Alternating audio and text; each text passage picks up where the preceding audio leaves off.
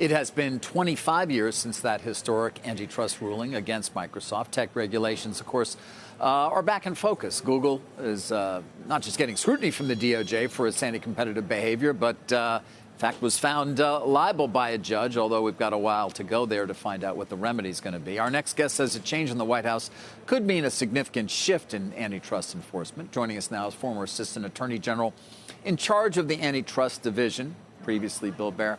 I am curious what your thoughts are if Trump were to be elected. What would happen to some of the current cases, such as the one against Alphabet, and or what it would mean more broadly for antitrust enforcement?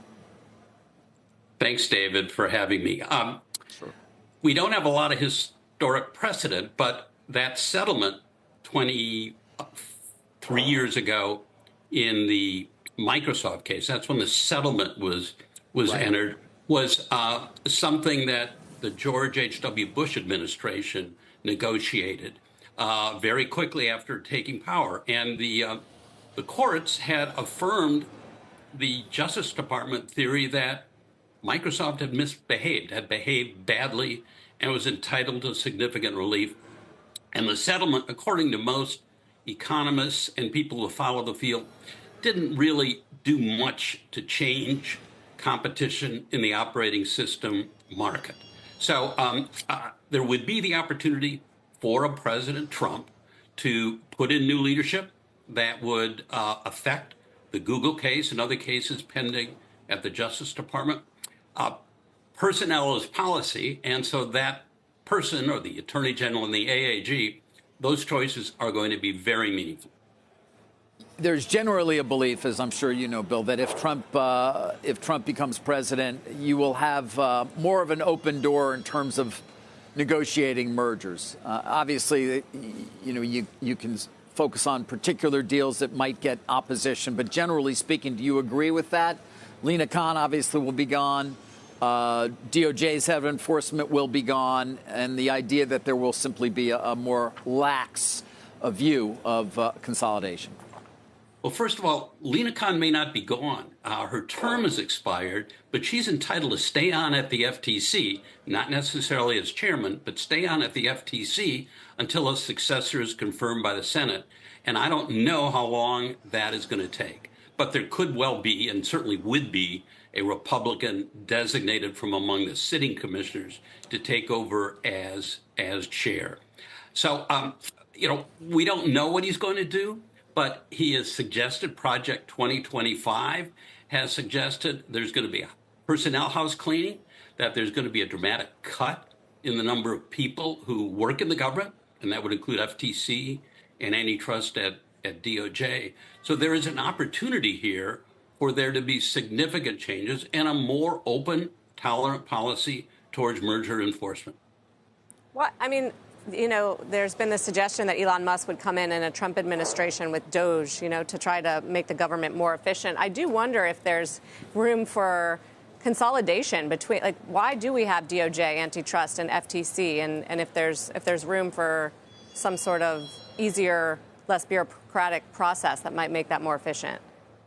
Well, it's a historic anomaly. We're one of the few countries in the world that have shared antitrust jurisdiction between two different agencies.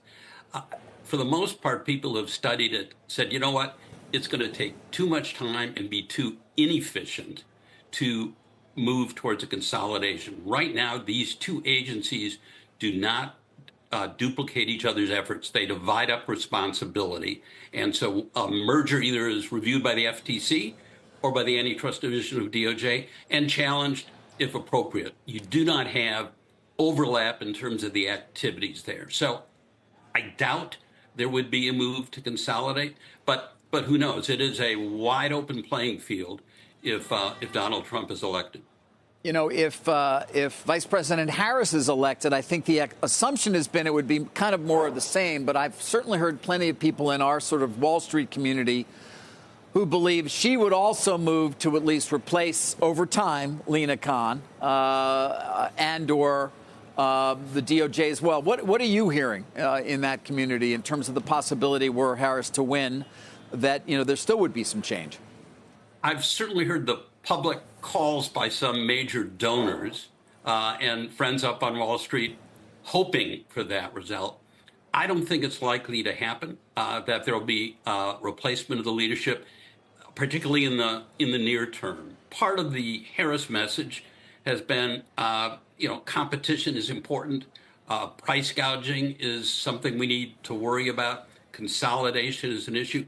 I worked with her and her team when she was the California Attorney General, and I was the Assistant Attorney General for Antitrust.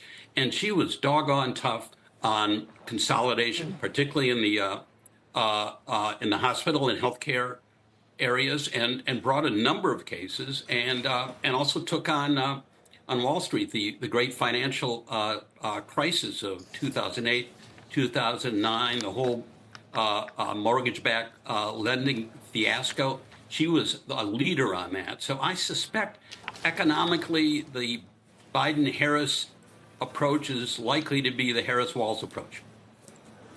Well, Bill, always appreciate your taking time for us. Thank you.